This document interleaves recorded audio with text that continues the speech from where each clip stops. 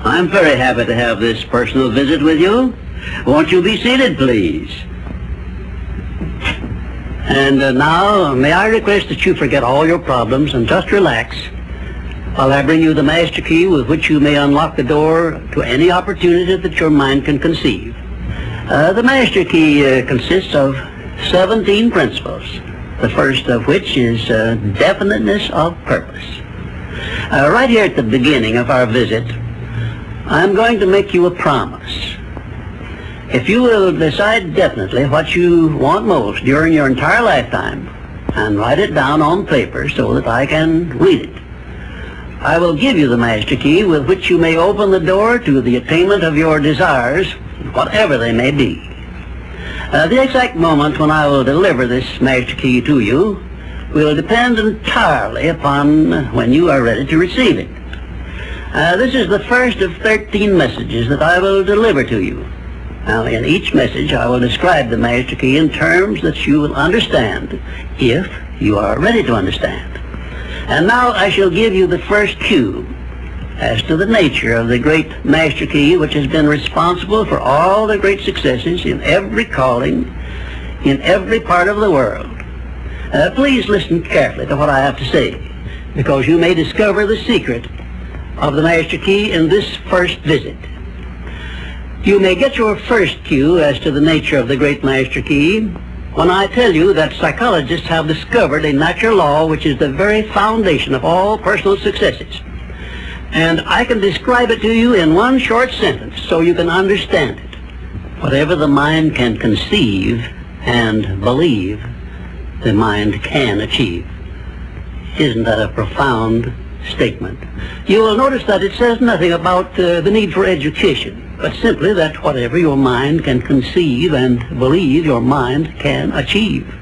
Now, if you want evidence that the mind can achieve whatever the mind can conceive without the benefit of formal education, you only have to remember that Thomas A. Edison conceived the idea of becoming an inventor and lived to become the world's greatest scientist in the field of invention with only 3 months of common school education. When I first heard Andrew Carnegie describe this natural law which makes it possible for you and I and everyone else to write his own price tag in life and attain it, I became so enthused over it that I began to search for the power back of it, and my curiosity led me finally to the discovery of the master key, which I shall reveal to you if you are ready to receive it.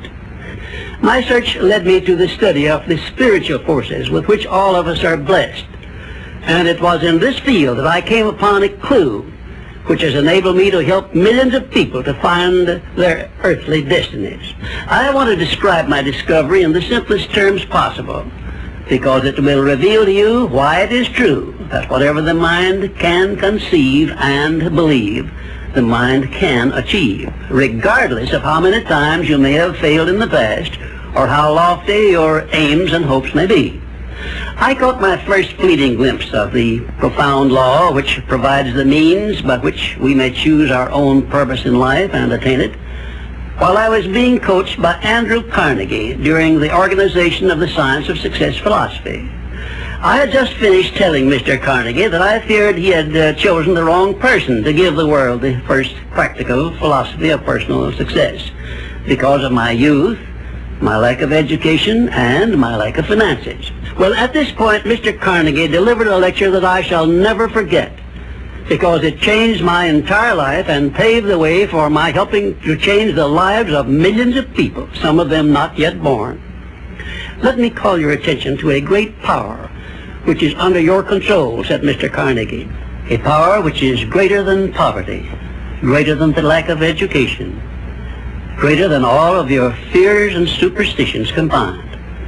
It is the power to take possession of your own mind and direct it to whatever ends you may desire. This profound power, Mr. Carnegie continued, is the gift of the Creator, and it must have been considered the greatest of all of his gifts to man, because it is the only thing over which man has the complete and unchallengeable right of control and direction. When you speak of your poverty and lack of education, Mr. Carnegie explained, you are simply directing your mind power to attract these undesirable circumstances, because it is true that whatever your mind feeds upon, your mind attracts to you. Now you see why it is important that you recognize that all success begins with definiteness of purpose, with a clear picture in your mind of precisely what you want from life. Then Mr. Carnegie continued his speech with a description of a great universal truth which made such an impact upon my mind that I began then and there to give myself a new outlook on life and set up for myself a goal so far above my previous achievements that it shocked my friends and relatives when they heard about it. Everyone, said Mr. Carnegie, comes to the earth plane blessed with the privilege of controlling his mind power and directing it to whatever ends he may choose. But, he continued, everyone brings over with him at birth the equivalent of 2 sealed envelopes, one of which is clearly labeled, the riches you may enjoy if you take possession of your own mind and direct it to ends of your own choice. And the other is labeled, the penalties you must pay if you neglect to take possession of your mind and direct it. And now let me reveal to you, said Mr. Carnegie, the contents of those 2 sealed envelopes. In the one labeled riches is this list of blessings. 1, sound health. 2, peace of mind. 3, a labor of love of your own choice. 4, freedom from fear and worry. 5, a positive mental attitude. 6, material riches of your own choice and quantity. In the sealed envelope labeled penalties, Mr. Carnegie continued, is this list of the prices one must pay for neglecting to take possession of his own mind. 1, ill health. 2, fear and worry. 3, indecision and doubt. 4, frustration and discouragement throughout life. 5, poverty and want. 6, and a whole flock of evils consisting of envy, greed, jealousy, anger, hatred, and superstition.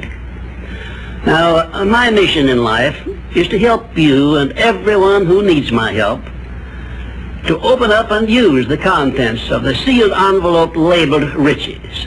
And the starting point from which you must take off if you wish to write your own ticket from here on out for the remainder of your life, I will describe for you in these simple instructions. 1, procure a neat pocket-sized notebook, or something on the order of this one here, loose leaf affair. And on page 1, write down a clear description of your major desire in life, the one circumstance or position or thing which you will be willing to accept as your idea of success. And remember before you begin writing that your only limitations are those which you set up in your own mind or permit others to set up for you. And 2, on page 2 of your notebook, write down a clear statement of precisely what you intend to give in return for that which you desire from life. And then start in right where you stand now to begin giving. And 3, memorize both of your statements, what you desire and what you intend to give in return for it, and repeat them at least a dozen times daily. And always end your statements with this expression of gratitude for the blessings with which you were gifted at birth. I ask not, O divine providence, for more riches, but more wisdom with which to accept and use wisely the riches I received at birth in the form of the power to control and direct my mind to whatever ends I desire. If you are not too successful or self-satisfied to accept and express this profound prayer, if you accept it and express it in the same spirit of humble sincerity in which I pass it on to you, a new and a better world will reveal itself to you. A world in which you will see reflected the circumstances and the things which you yourself have created. In my next visit, I will give you a description of the second principle of success, through the application of which you may make use of the education and experience of other people, and get the necessary help you may need in attaining your definite major purpose in life. And now let me close this, our first visit, with my favorite expression of gratitude. O divine providence, I ask not for more riches, but more wisdom with which to make wiser use of the riches you gave me at birth, consisting in the power to control and direct my own mind to whatever ends I desire.